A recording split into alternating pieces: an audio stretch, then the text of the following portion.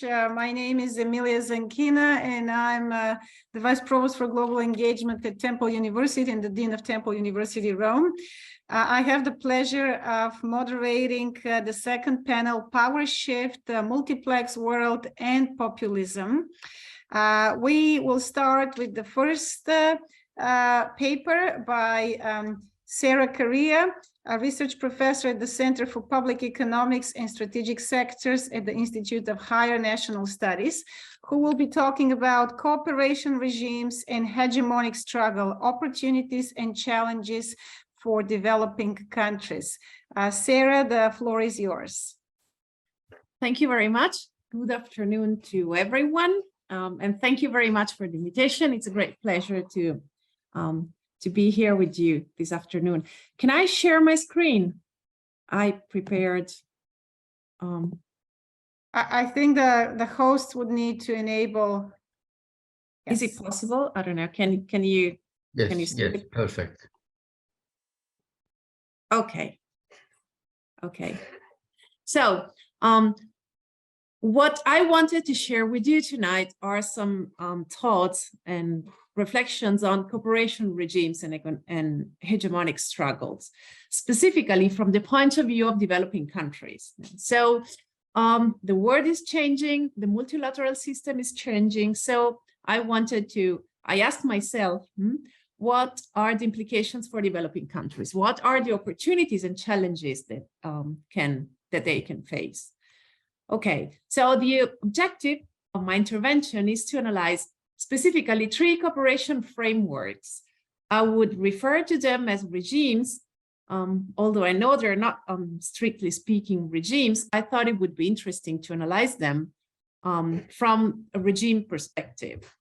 And I will analyze them, considering them a means to expand or maintain international leadership. Okay, the context is the ongoing hegemonic transition from the liberal order to a new order, which is not still clear what is going to be. We have several hypotheses. Authors envisage several possibilities: a multiplex order, a fragmented order, or multipolar order. But anyway, we have changing multilateral systems. So I want to think about why developing countries still participate in the multilateral system and how their participation can shape their development possibilities in terms of opportunities and challenges for the national development, for the development of Global South. Okay, so what the world is changing, as we were saying, and we can see it clearly in the role, in the importance that the Global South is achieving in the world economy. If we look at the figures of South-South trade, in commercial exchange, foreign direct investment, lending, we see that the importance of the Global South is increasing.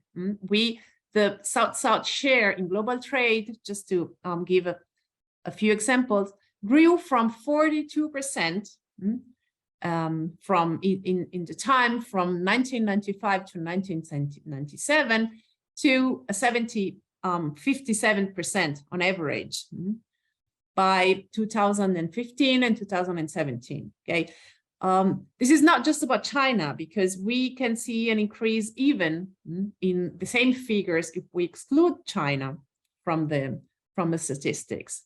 Okay, in this global trend, then we assist to a series of crises. Just to mention 2 of them, the most famous one are the 2008 financial crisis, which showed the risk of a deregulated global financial systems and somehow made obvious the limitations of the international financial rules. And second one was the COVID-19 crisis that reflected a very asymmetric imagine of the world as far as access to vaccines was concerned, and also caused a deep value chain disruption, which somehow affected the way that firms think of their production, of organizing their strategic production. We are assisting to some process of reorganization of production processes, relocation. Somehow it's like the traditional configuration of global value chain is also shaping. Okay, so these can be seen as some of the major drivers for international change. And these changes somehow opens the possibility of a dispute, both at global level, in which we can see a challenge to the USA hegemony, but also in a more regional scale, where emerging economies are trying to strengthen their role as regional leaders. So they are also trying to struggle to increase their importance at regional levels. Okay, so I talk about hegemony. I think that hegemony can be a useful concept to address those changes, because it is referred to as the relationship among states when it becomes so unbalanced that one part can impose rules over the others. And this is true in the economic, military, diplomatic, cultural arenas. That's famous definition. But somehow the idea of hegemony implies that it is important that the subordinated groups acknowledge that those rules established by the hegemon also benefits their interests. So this idea is basic in forging the consensus, which is traditionally complementary to military power, in establishing and ensuring the influence and the control of one hegemon on a certain international or social environment. Now, hegemony is permanently being disputed. So the new context where the multilateral system somehow loosens. Now we have a weaker configuration of international rules, somehow facilitates the emergence of aspirations. So we have a new context. We have emerging countries that are trying to gain a greater importance on the international arena. And in this process, I would like to focus on the role of international cooperation, which is traditionally a strong instrument of soft power. Okay, so I thought it was useful to analyze international cooperation from the point of view of an international regime. Regimes are principles, norms, rules, decision-making. They have to do with worldviews, norms that establish rules, decision-making processes, and prescription of behavior. So they provide a vision of the world. They set praxis. They define the way that stakeholders must behave. They establish how resources are assigned to the different stakeholders in the international order, and somehow they reflect the stability of the international order. They reflect that part of the international order which is not chaotic, but it is rather predictable and ordered. So developed countries engage in international regimes because they have power. So if they manage to achieve power within international regimes, they can have a control on the norms that are internationally assumed. And they can influence those norms to benefit from international regimes, to appropriate a greater share of the benefits of international cooperation. So what about developing countries? They still engage even in a subordinated role. They engage in regimes to reduce their inherent vulnerability. In an attempt to counterpart the global power, and in the permanent effort to attract resources for their national development, which they need because of their resources, their domestic resources for their development are generally limited.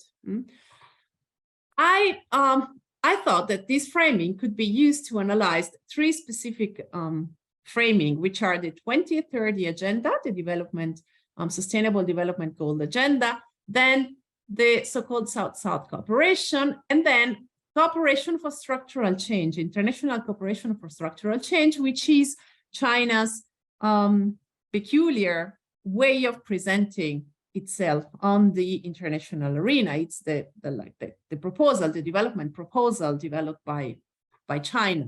Okay.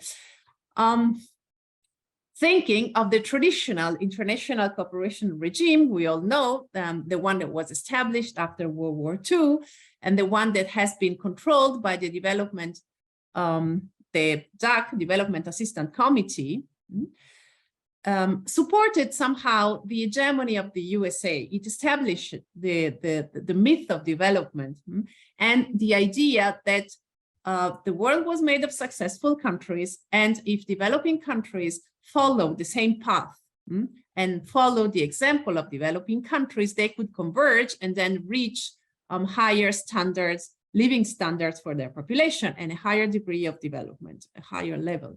So in this sense, the DAC aid regime established objectives, strategies, technical and financial resources, provided technical and financial resources, and prescribed how these resources were going to be utilized to by receiving countries, by beneficiary countries. Okay, and somehow I thought that the importance of the cooperation regime in terms of hegemony was confirmed by the fact that the challenges that we have assisted to in history, to that regimes, they all included a reform of the aid regimes. Now, if I think of the new economic international order, which was an intent of international regime reform, which took place in the mid-70s, the proposal included a deep reform of the international cooperation norms and instruments. So I thought that following this tradition, we could consider those three framing, the Sustainable Development Goal Agenda, South-South cooperation, and cooperation for structural change, as regimes. And it could be useful to analyze how they turn into terrain of hegemonic dispute, how the three of them are functional, are assumed and used as rhetoric resource by countries, by different countries. I will argue that each one somehow serves the interest of a specific stakeholders or a specific country or a set of countries. A brief look at each of them. The 2030 Sustainable Development Goal Agenda was settled in 2015. It has 17 goals, 117 targets. We all know them. It establishes a general framework and a path for development.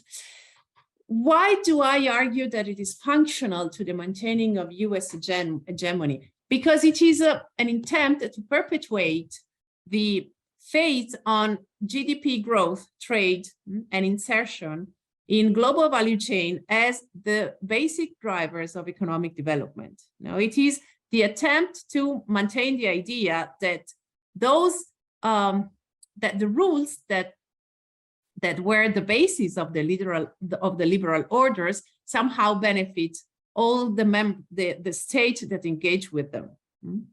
So it promotes global macroeconomic models, which are quite homogeneous. It takes into little account country specificity to the point that it settles common goals for the whole world, the whole planet, regardless of the different stages of development of countries.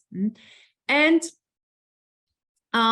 somehow it perpetuates the same rules that have maintained developing countries or most developing countries in a subordinated positions within the world economy. Somehow it is aligned to the neoliberal project, which was forged in the 80s, the 1980s, that considered economic growth as the major development challenges, whereas wealth inequalities and ecological or environmental concerns were somehow marginal, were somehow to be considered as secondary objectives. Okay, and of course it is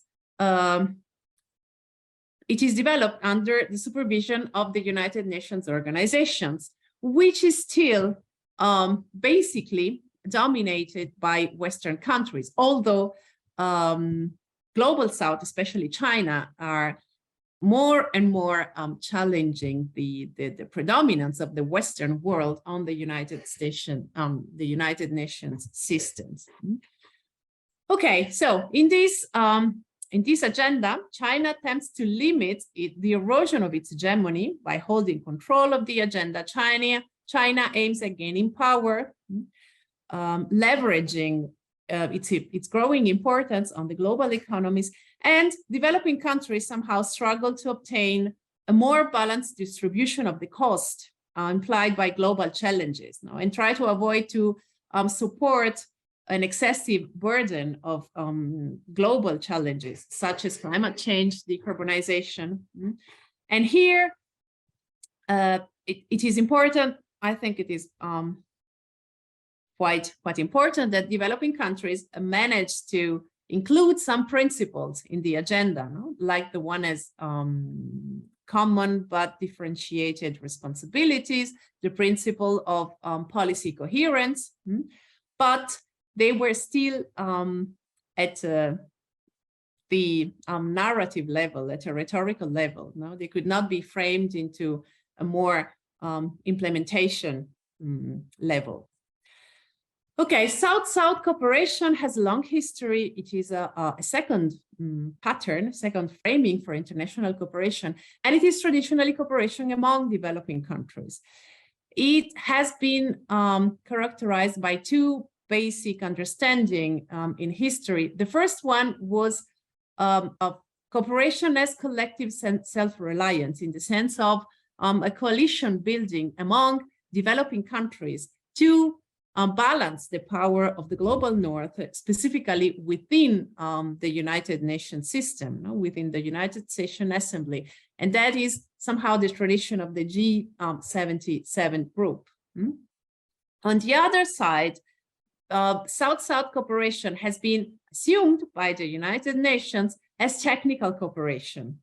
So somehow it lost its political meaning, and has come to be understood as technological transfer, knowledge, capacity building, on the idea that developing countries, which are have always been very heterogeneous and different from each other, but there was this belief that they were somehow characterized by the same needs, had common interest, and shared a worldview, which is a big simplification, but it was somehow the way that they were read and understood by the developed world.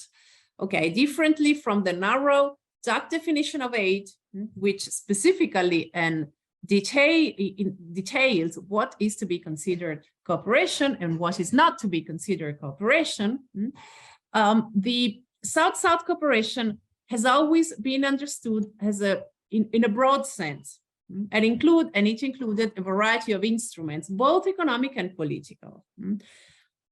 In South-South cooperation, solidarity, the respect for national sovereignty, no interference in domestic affairs have always been more important than quantifying like the amount of cooperation that was provided or the amount of resources that were mobilized. We assist to a greater disproportionality in assigning resources among partners, to the point that often developing countries prefer authoritarian designation of resources rather than market-based resources, because they can improve the control they have on the resources that that are channeled to their countries.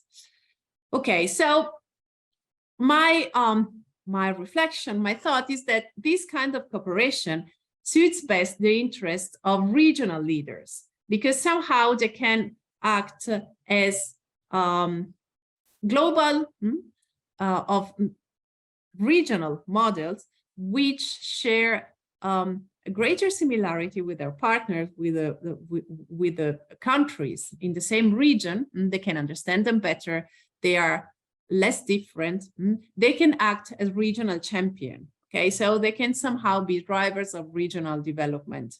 And this is on the basis of a supposed horizontality, a relation between partners, not donors or beneficiary countries. So this is the language and the modality that is preferred by countries such as, I'm thinking of South Africa, Turkey. Okay. 2 minutes. Okay, thank you. So international cooperation for structural change is China's own strategy for international projections, which is an attempt to create a new cooperation regimes. China has aspiration of becoming a global player, so it has been developing a global framework for development, leveraging on structural change. So this is a new framing, which is based on new structural economy. So economic growth is still at the center of development. The heart of development are still comparative advantages, but it is included into a developmental framing where the state has the predominant role in development. Okay, so state decides, bilateral relations are important, and the premise is that China is the model to follow. And somehow it is an easier model to follow by developing countries. And that's the best way that China can present itself to the world, to its public enterprises, and offering its spectacular growth as a model and an aspiration to be followed. So China presents itself as a benevolent, emerging power, an inspiring model. Now, the big question here is to what extent China's experience is adaptable or replicable by the rest of developing countries. So opportunities and challenges, just some final considerations. In this landscape, we can have opportunities and challenges at the same time. What are the opportunities that open? Multilateralism still represents benefit for developing countries. It is really important that developing countries still engage in multilateralism because they can build alliances and somehow have a greater power and greater importance. And a loosened and diversifying cooperation landscape can benefit them. The multiplication of the financial agency, for example, can represent greater opportunity of financing for developing countries. And generally speaking, we assist to a higher consideration of claims from the South. The modality of North-South cooperation are increasingly taking into account global South reivindication, generally speaking, and are including the modalities of South-South cooperation more often than it used to be in the past. We also have new challenges. We have the risk of new dependencies. The relation with China is quite problematic, depending on the countries, but we have the risk that the role of most developing countries in the global economy will still be characterized by dependence and will still be relegated to a marginal role. We have the need for more assertive development policies. Now we have different increased financing options, but countries have to build consensus within them on national development plans. Like they have to set a more precise development policies within. And of course, for these inequalities, that still characterize many developing countries, and institutional and fiscal fragility, the exposure of developing countries to international market volatility can still represent a great risk for the development. Okay, I will stop here. Thank you very much for your attention. Thank you very much, Sara. And thank you for staying within the time limit. We will continue with ZHANG Xin, Associate Professor, School of Politics and International Relations, and Deputy Director of the Center for Russian Studies, East China Normal University, Shanghai, who will be talking about the Chinese perspective of multilateralism, power transition, and the so-called New World Order. Thank you so much. The floor is yours.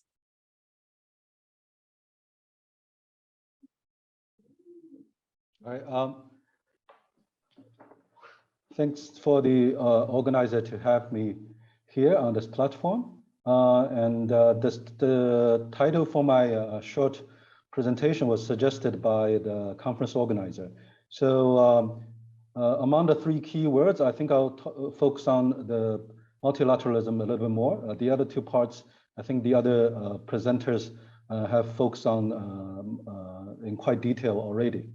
And I also want to make it very clear that there's probably no single Chinese perspective.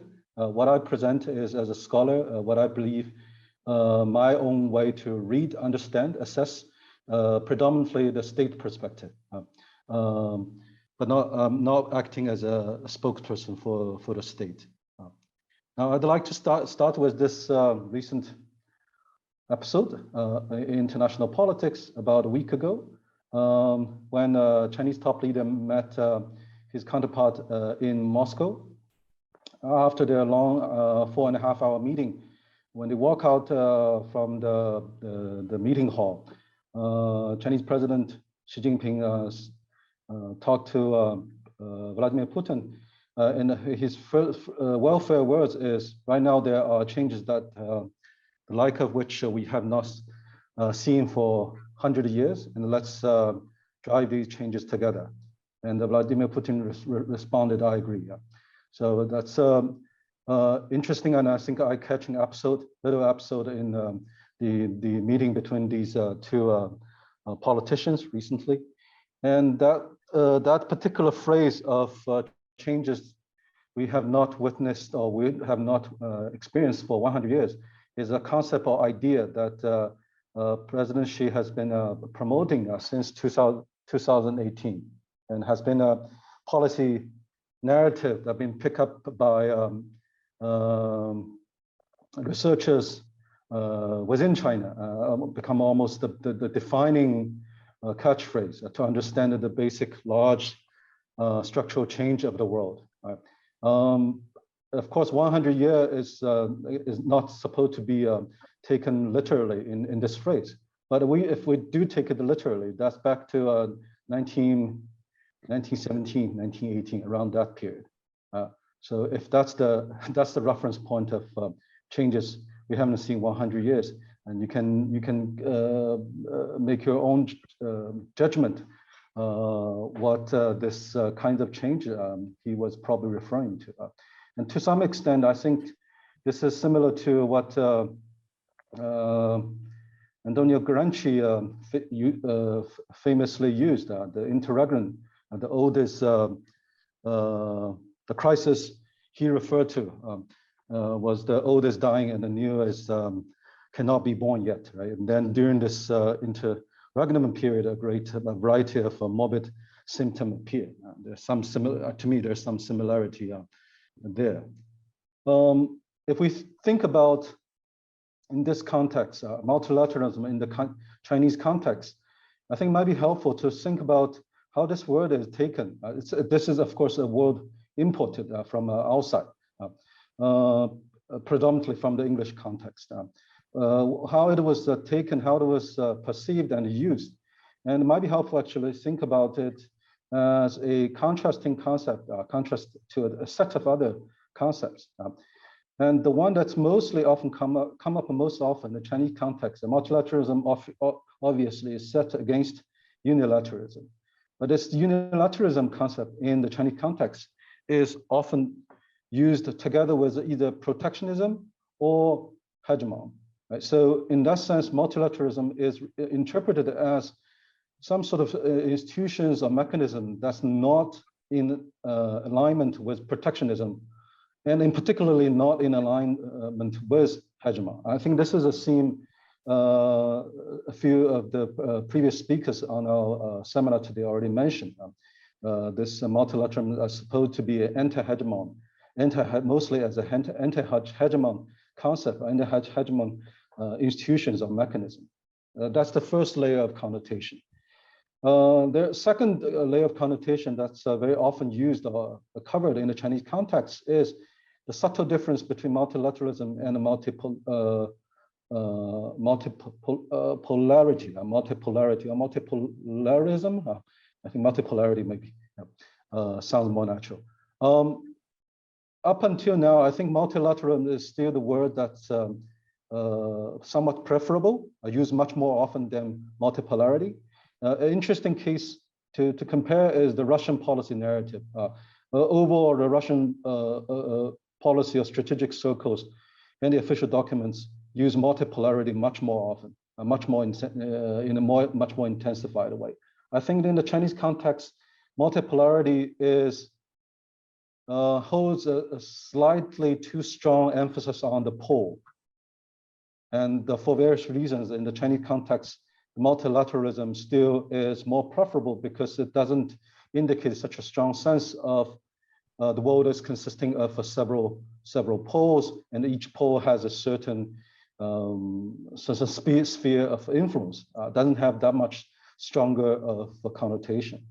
And the third layer of connotation for multilateralism is multilateralism indicates some sort of the willingness or possibility of socialization as against isolation or rejection of being socialized,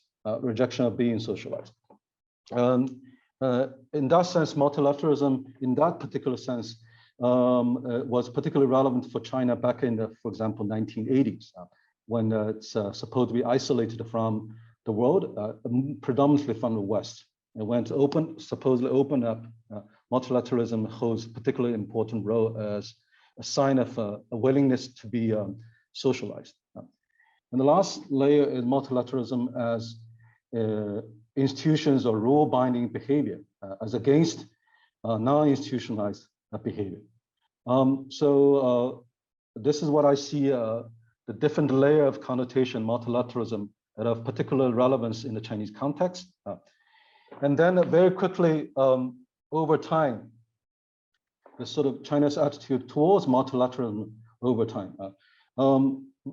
If we start with the early 80s, all the way to up until recent, and the pattern is relatively clear, from avoidance of contact with multilateralism to a somewhat conservative or reactive attitude, and then reactive embracing to recently more active shaping. From the 80s, from relatively isolated predominantly from West, a kind of type attitude of watch, learn, wait, all through the 80s, and then from the mid-1990s, increasingly enthusiastic to join various international organizations with a very high participation rate. And late 1990s, probably up until early 2000, is a era of deep engagement in international institutions. From the mid-2000s, there appeared to be intensified efforts to build the so-called parallel institutions. And then more recently, we see a much more active stance, and not only openly proposing policies, agendas, reforms of existing institutions, but occasionally also show intention and efforts to utilize or even maneuver these regimes in new directions. And look at the different policy arenas, I think we can also see several different approaches in relation to, especially in existing international institutions through this multilateralism framework. There's this learn, integrate, adapt. There's this reform from within. This creates something new to fill in the missing gap or to cover the residual of international institutions. And the last one, you might call it rock the boat. Supposedly relative to status quo, is probably the more radical one. But there's obviously a more issue by issue, or maybe policy arena by policy arena, different approaches to existing institutions. And this is some examples, what I referred to from the mid-2000s, some clear efforts to build, propose, initiate, build, or strengthen one might see as a parallel institutions. This is not a comprehensive list. I have something along that line with a much longer list. The gist of the parallel institutions is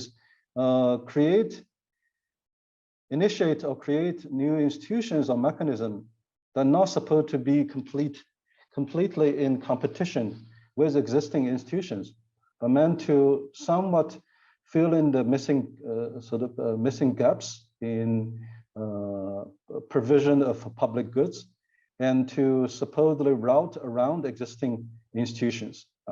So those efforts are mostly in economic institutions, but you can see similar efforts in some other type of regional, bilateral, multilateral, regional, or sometimes even international, global.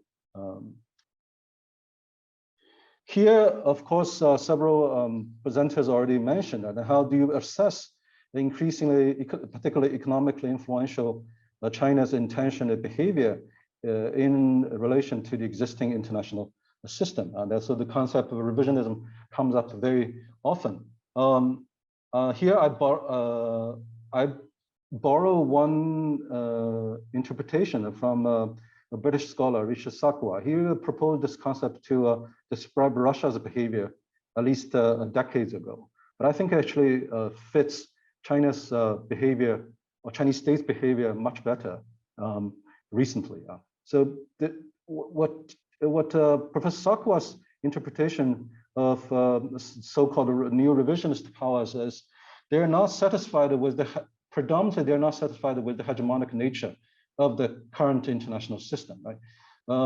But they actually generally support and abide by the founding principle, or to use the concept from the English school in international relations theory, the so-called primary institution of the current international society.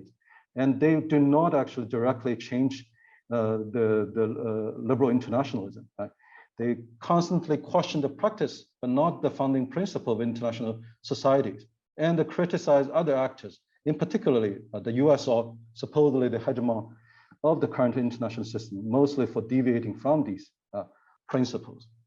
I think that's what Professor Sakwa's interpretation, the new revisionism. I think in most cases it applies to China's behavior very well. And those revisionism very often highlights, or even brings to the forefront some of the inherent contradiction contained in the so-called liberal international order, predominantly constructed under American hegemonies in the post-World War II and sometimes in the post-Cold War period. And the result sometimes is contradictory because the result may come up with some intended consequence, anti-systemic consequences. These new revisionist power may not intend to do so, but their counter-hegemonic behavior actually may unintentionally lead to a systemic stalemate, deadlock.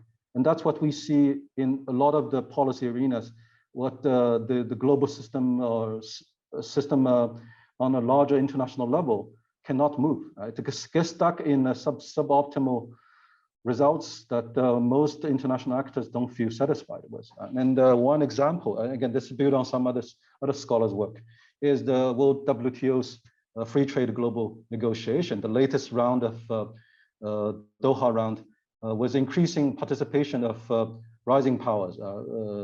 India, Brazil, China to a slightly less extent, has a very strong anti-hegemonic power in the previous rounds of free trade negotiation. I think there's a legitimacy to that.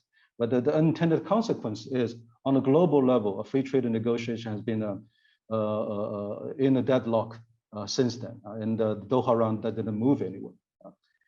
And if I still have time, and I'll wrap up with two or three slides of what I see very recent by less than 10 years. Some of the recent trends within the Chinese, mostly official narrative concepts about multilateralism. Multilateralism for the very recent period in official narrative increasingly is being used or referred to alongside with global governance, which this is actually very recent phenomenon. Secondly, multilateralism is being incorporated and used alongside with probably catch-all phrase, catch-all policy guideline proposed by the current leadership, community with a shared future for mankind, which is of course a very loose concept. To some extent, this is to me as rhetorically or as a concept, actually has a very high level cosmopolitan connotation, on the conceptual level. But multilateralism is being incorporated into that. Meanwhile, there's intensified critique of so-called fake multilateralism. Fake multilateralism is associated with a set of different things. US hegemony, that's something I already highlighted. Inequality among big states and the small states, the practice of a bloc forming alliance, so-called Cold War style small circle confrontation, Cold War mentality, and also different violation of UN Charter international laws. And fake multilateralism is predominantly described as acts that undermine international order and create confrontation, division on the banner of so-called rule.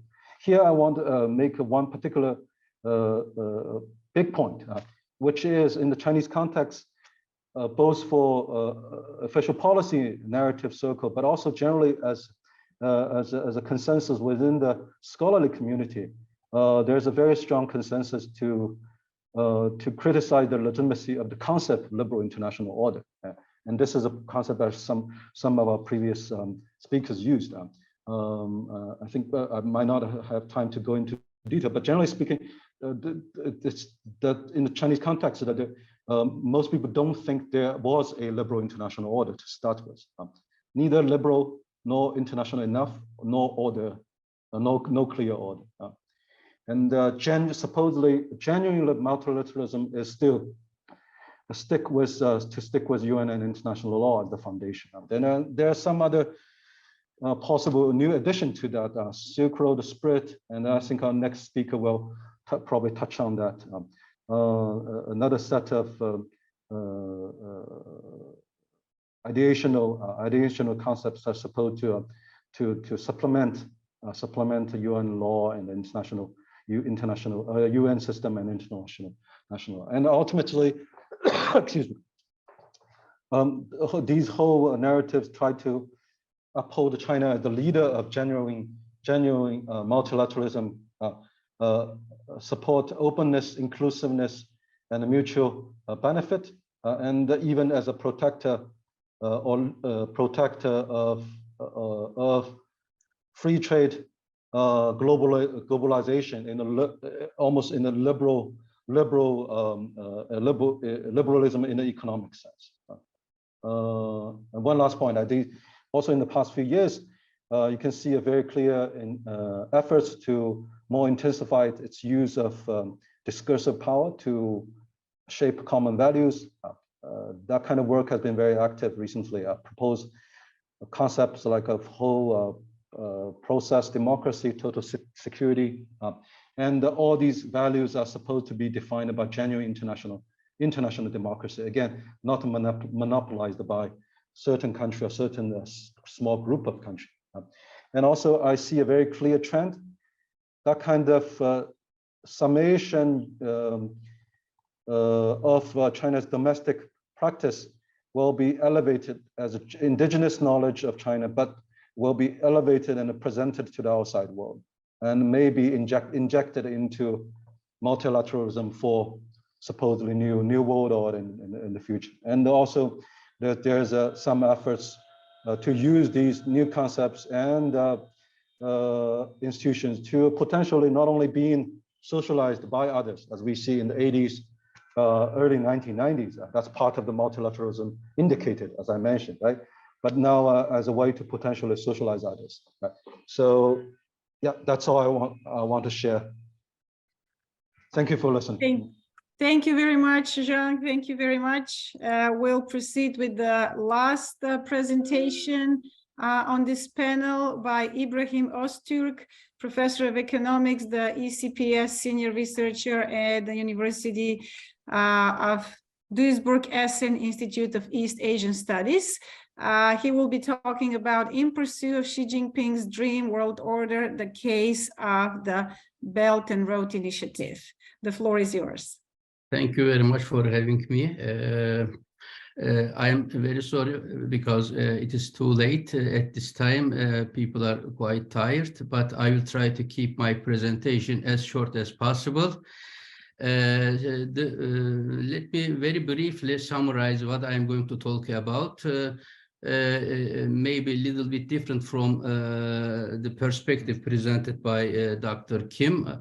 I will argue that Chinese perspective is a little bit selective globalization with a pragmatist and a little bit opportunist perspective in politics, little bit mercantilist in economics, and China uses socialism with Chinese characteristics as a way of legitimizing that emerging Chinese regime. In order to emphasize those three aspects of Chinese attitude towards multilateralism, I will investigate the case of Belt and Road Initiative as an emerging governance structure with the argument of global public good. And I will argue that the Chinese Belt and Road Initiative can be seen as a reincarnation of Chinese historical world system approach, which based on investiture tribute system. And also, I will underline Chinese use of sharp power politics to enhance, expand Belt and Road Initiative in Eurasia, in Africa. And I will also argue that this unavoidable result of those policies will be rising tension, and major powers like the United States of America and European Union started to criticize China as a strategic and systemic competitor. This is the summary of my presentation.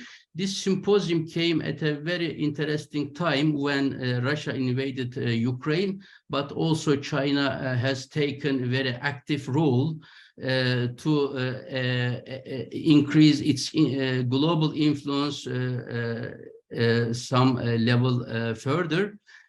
China intermediated Saudi Arabia and Iran to resume their diplomatic relations.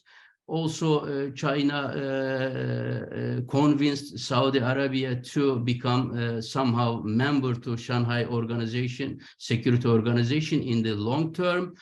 Also including Turkey, Iran, and Pakistan, China has, of course, strategic partnership agreements, plus Russia. So maybe Belt and Road Initiative can reflect some aspect of Chinese dream of multilateral order. Of course, we can look at Belt and Road Initiative from many aspects, but within the current context, I am dealing with Belt and Road Initiative in terms of global public goods. I'm not going to go into details of global or national public goods, as it is very complicated technical discussion. But as a global public good, it should provide us some core activities to solve our collective action problems, to motivate countries to come together to solve global challenges, which were underlined by many speakers. In order to create the Belt and Road Initiative as a global public good with core activities for effective cooperation, it should come with, of course, an updated knowledge platform, material technologies in energy, transportation, communication, and of course, in artificial intelligence area.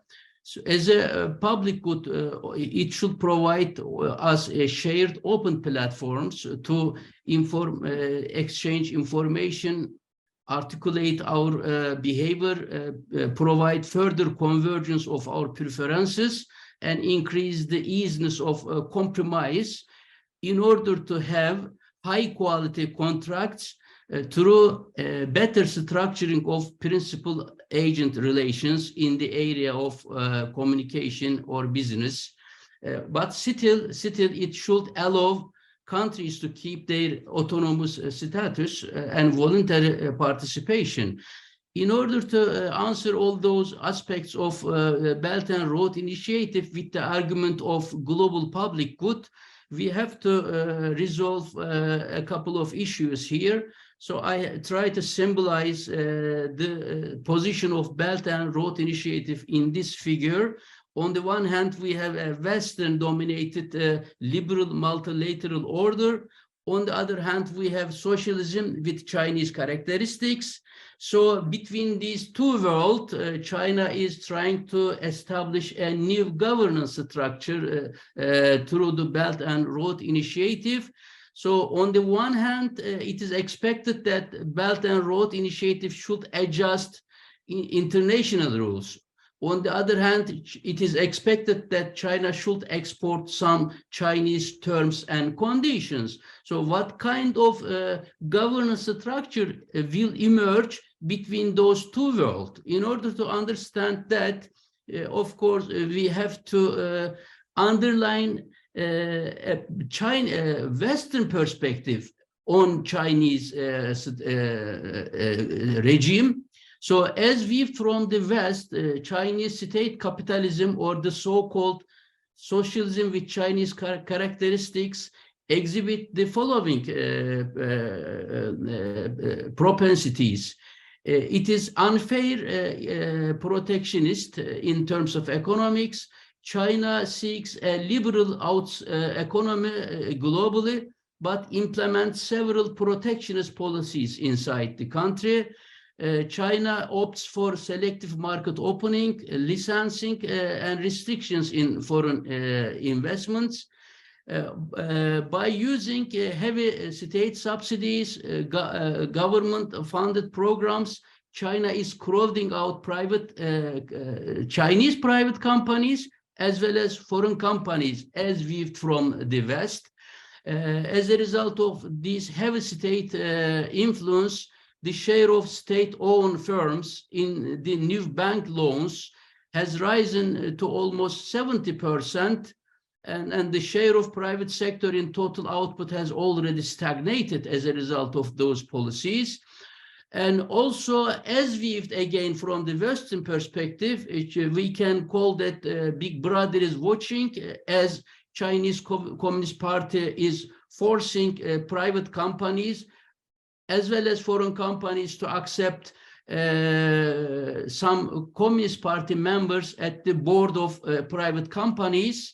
So they are employed at the board of private foreign companies, but they are not bearing any legal and economic risk, but they are already there.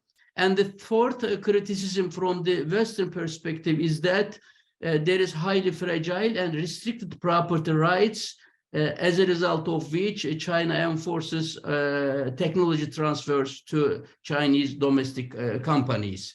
So if those criticism, Western criticism of Chinese socialism are true, then they remind us Chinese historical tributary investiture system, which underlines an asymmetric and hierarchically shaped transactional world.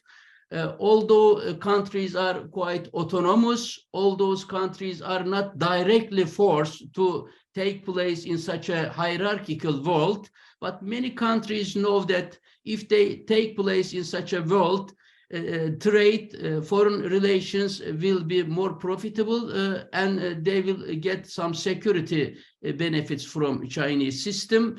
But still, those countries can keep their independence. So this is not a very strict hierarchical order, but somehow there is a hierarchy there. There is no horizontal relationship there. So however, when we look at the situation from the Chinese perspective, Xi Jinping's rhetoric on Belt and Road Initiative and global order is of course, significantly different from those criticism. When I read the National Development and Reform Commission report of China, which was published in 2015, of course, there are many modifications on this document after a while. So from Chinese perspective, there is a community of common destiny, relational interactions, responsible behavior, geniality, equality, and all those globalization perspectives are reflected in the Belt of Road Initiative.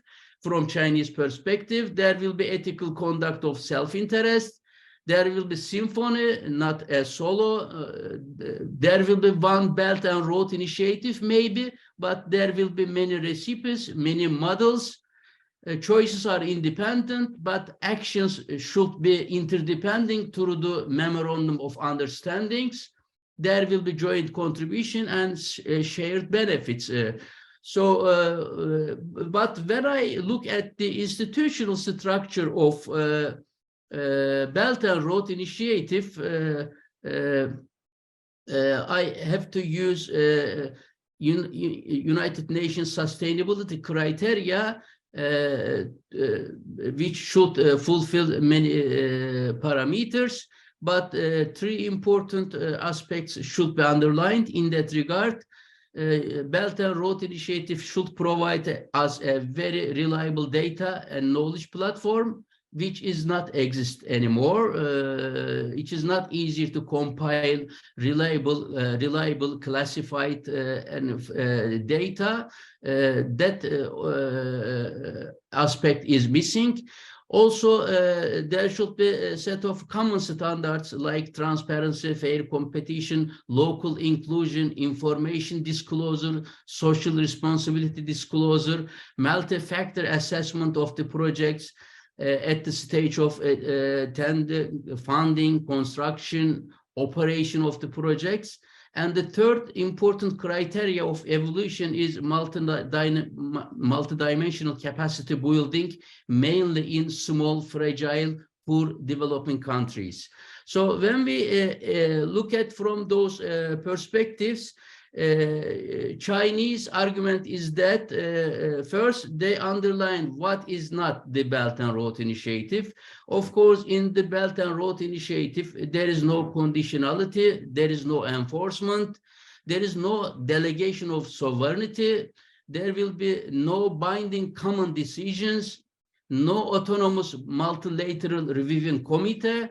These aspects are presented from the Chinese perspective as the superiority of Belt and Road Initiative. And as viewed from that perspective, Belt and Road Initiative is seen as a state-to-state bilateral diplomacy based on memorandum of understanding as the main method of interaction. Also, it exhibits learning by doing pattern.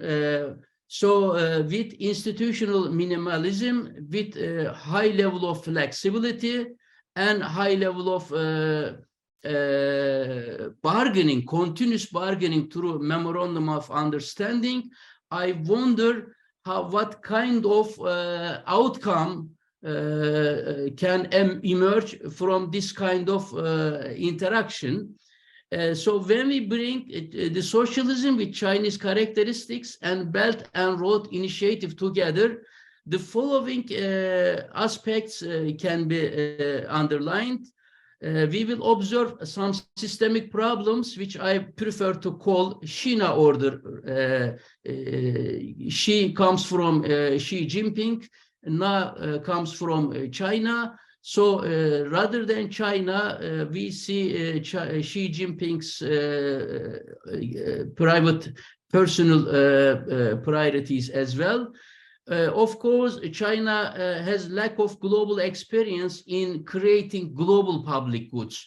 Yes, China is very good in terms of creating several kind of national public goods, but China is quite new in terms of creating core activities with cross-border implications. Also, in the progress of Belt and Road Initiative, we see that under Chinese terms and conditions, there are some loose contingency dimensions which undermines effective principle of effective governance. Also, in the progress of Belt and Road Initiative, I see different aspects of Chinese sharp power politics, which have been increasingly used more and more to manipulate and infiltrate in domestic developing country systems. I argue that in the next slide, I will focus on some overall statistics, but I argue that with weak states, with wrong approach and with complicated projects and contracts, those projects are very big size and complex. There will be government involvement in those contracts, and there will be the concealment of work and entrenched national interest. There will be opportunities for skimming, corruption, fraud, money laundering, especially in the construction, extraction, and transportation sectors. Another potential area of problem is limited local capacity and other asymmetric relationship. In that, under that title, I can mention opaque nature of Chinese terms of conditions, which are not clear to understand and implement, non-transparent and authoritarian government with China is cooperating, and also those type of asymmetric bargaining are open to concessions, sovereign state guarantees, weak administration.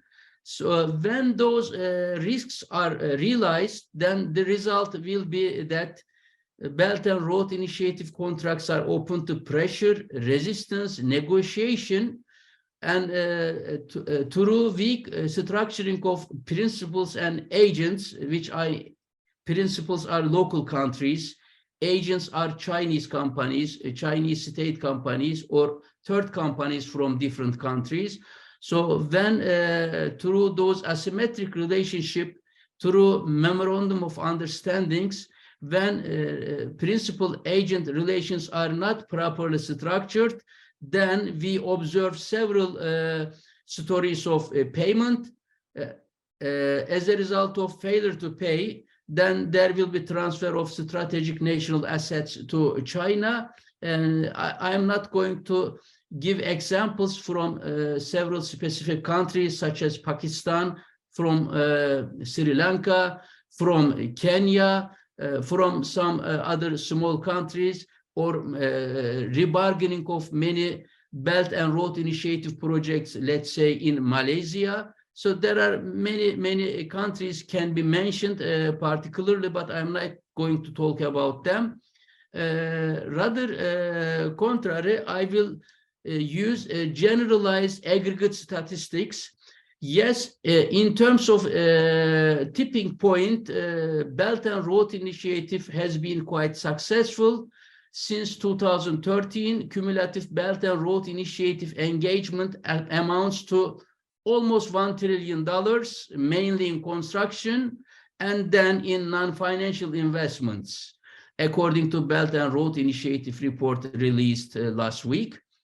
Yes, Chinese credits seems to be cheaper at the beginning, but unfortunately it seems they are expensive at the end. In a sample of 95 big Chinese road and rail transport projects over the last 3 decades, actual construction cost averaged 30% higher than estimated cost. About 32% of Belt and Road Initiative projects in 2013 are in trouble with unsustainable debt, labor policies, performance delays, and national security concerns. 60% of foreign loans in that context are in danger of failing output. To avoid this, Beijing grants rescue loans and thus creates new dependencies.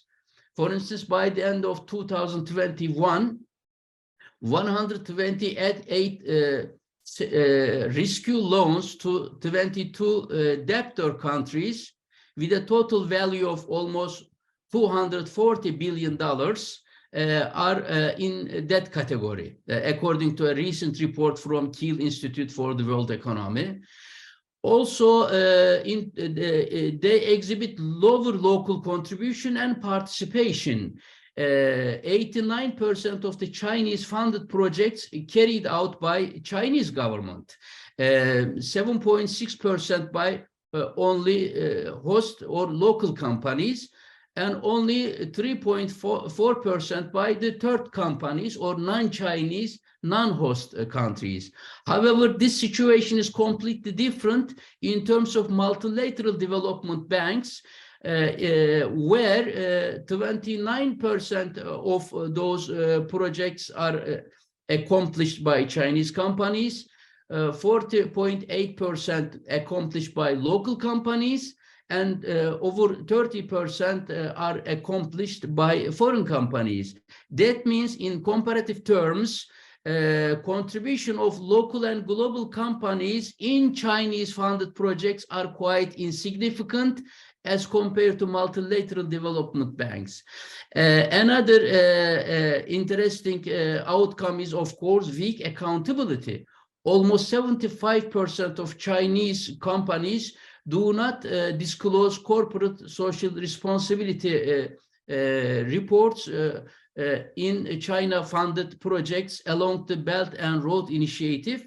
But in the recent years, Chinese performance in disclosing CSR is improving, of course. 2 minutes. Okay, so this as a conclusion, China is implementing a sort of mercantilism. There is a visible exclusion of foreign companies from its lucrative markets, enforced partnership and technology transfers, weak property rights, and restricted information flow. With these practices, China is grossly distorting markets at home and abroad, according to Western criticism of China. Belt and Road Initiative is neither game changer nor an alternative path breaker or something monumental, but thanks to several asymmetries between gigantic Chinese capacity in terms of infrastructure construction, technological capacity, financial power. So China, by using those asymmetries through unclearly defined Belt and Road Initiative governance, China is establishing sort of tributary investiture system in this modern age. maybe at this stage, Belt and Road Initiative is abused by some governments with kleptocracy, corruption aims. Also, debt trap diplomacy has become quite visible recently. Many countries failed to pay their debts, and their financial stability is under danger. Not only their stability, but also through contagion of financial markets, maybe global financial system might be under stress also. As a result of those practices, as aggregate statistics have shown, Chinese system has been criticized as a systemic and strategic competitor by the United States and increasingly by the European Union. Thank you very much. Thank you very much. We have 15 minutes for questions to any of our panelists. You can input your question in the chat or raise your hand. Okay, so we already have some questions.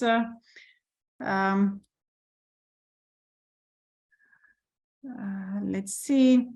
Thanks for well-prepared sharings. My question is to Dr. Zhang. How has China's increasing participation in multilateral organizations and agreements affected its foreign policy and relations with other countries? How do you evaluate the relations of China and Turkey recently? And a second question, thank you very much for the insightful presentation. A question to Professor Zhang and Professor OZTURK. How do you think China's push for a new world order impacts populism and populist leaders? Do you think the Chinese push for a new order empower the populist leaders constructing their authority systems? And let's finish with a last question for the moment. For Professor Zhang, as you were delivering your presentation, you intentionally underlined the phrase liberalism in economic sense. We know that economic liberalism is, and what do you mean by saying that? However, I wonder what are main objectives of China against political and social liberalism with all its norms, values, and institutions. So Sara, if you would like to chime in from a perspective beyond just China, please feel free to do so. Who would like to start? All right, maybe I'll go first. I'm having a flu, so. Wonderful. Yes, let's have you address those first. Okay. Yeah, sorry, I'm having a flu, so I start to cough during the. Tim, thank you very much for participating. You are struggling with sickness. Thanks for coming here. Yeah, no problem. So I try maybe a quick response to several questions to me.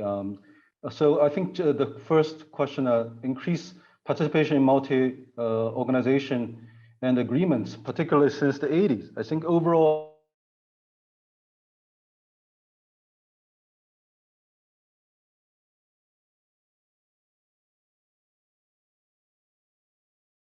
okay, Professor OZTURK, maybe we can go to you while we're waiting for Professor Zhang to maybe reconnect.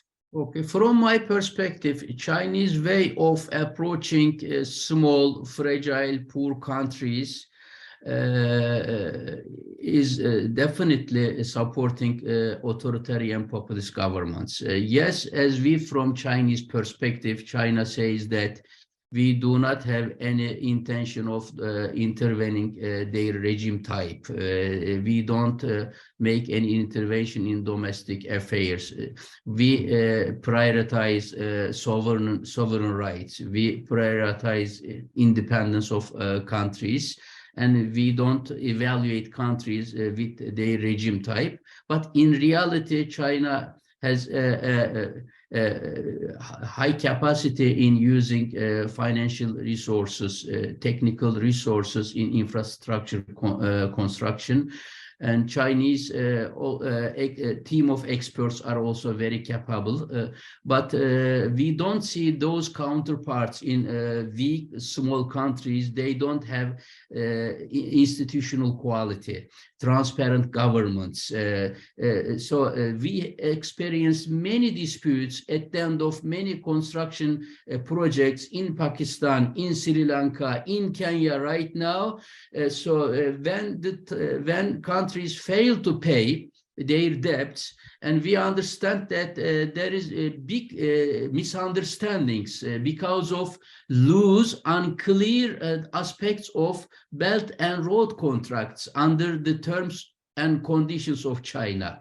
So there is a gap there. There is a gap to be used by non-transparent authoritarian governments. They would like to get benefit of Chinese finance to stay in power, but by using those unconditional credits at the beginning, cheaper credits at the beginning, they strengthen their position, political position.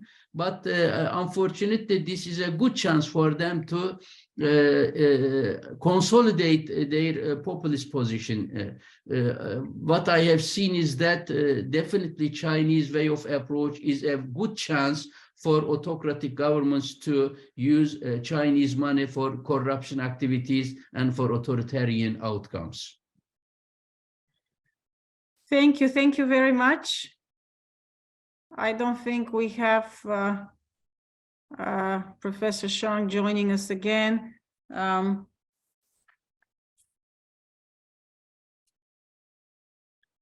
Any additional questions from the audience?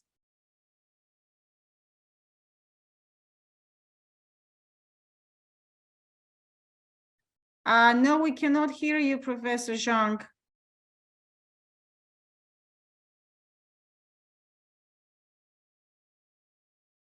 We cannot hear you.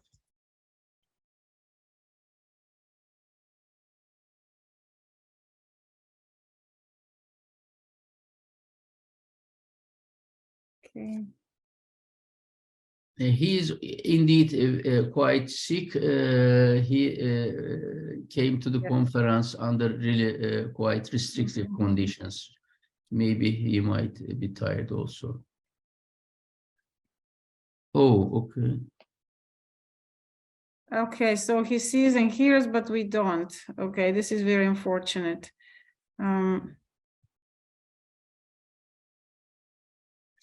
A question to Sara on my part, if I may. We do see these connections between the three papers in terms of multilateralism and the way this is being interpreted by different powers. Would you say that this the framework that you talk about of a multilateralism can be also labeled as a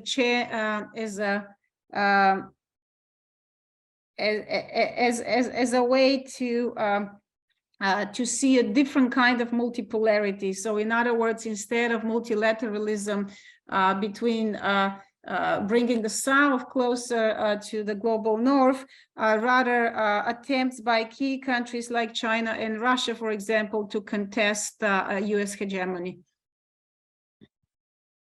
Yes, indeed. I think that efforts in that perspective have already been made now with differential success, I would say. Now, if I think of both political and financial experiences, just not to talk about China, but if we think about the Bank of BRICS, if we think about the efforts that have been made in South America, for example, just to talk of a region that is not under the spotlight generally, there have been attempts to establish new forms of multilateralism. If I think of UNASUR, for example, or the like talks and proposals that have been made to establish a common currency, like a more tight financial and economic integration. I think that all those initiatives somehow goes in the direction of somehow challenging like the current multilateral orders, or by like creating different spaces, different instances, like parallel to the multilateral order. I think that it's a process that we can observe. Of course, it has sway-like cycles, depending on the cycles of global economy. But I would say yes, this is an inherent part of the hegemonic transition and on the shift, not just on China's part, which is the most visible one, but also from other stakeholders.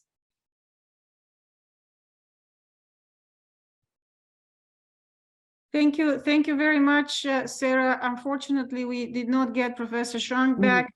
I would like to conclude this extremely interesting panel, who has led us to challenge our, oh, here he is. Okay, Professor ZHANG. We cannot see or hear you again.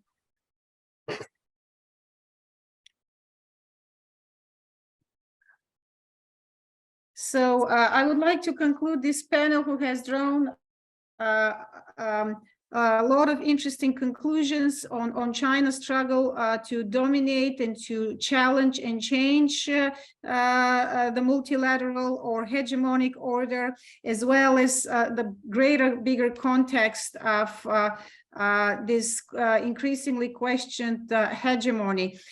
Tomorrow we will continue with a keynote address by Vera Jourova, the Vice President of the European Commission for Values and Transparency, and she will provide a keynote speech, Saving Multilateralism and Democracy Under Global Power Transition and Rising Authoritarian Populism, starting at 1:00 p.m. Central European Time.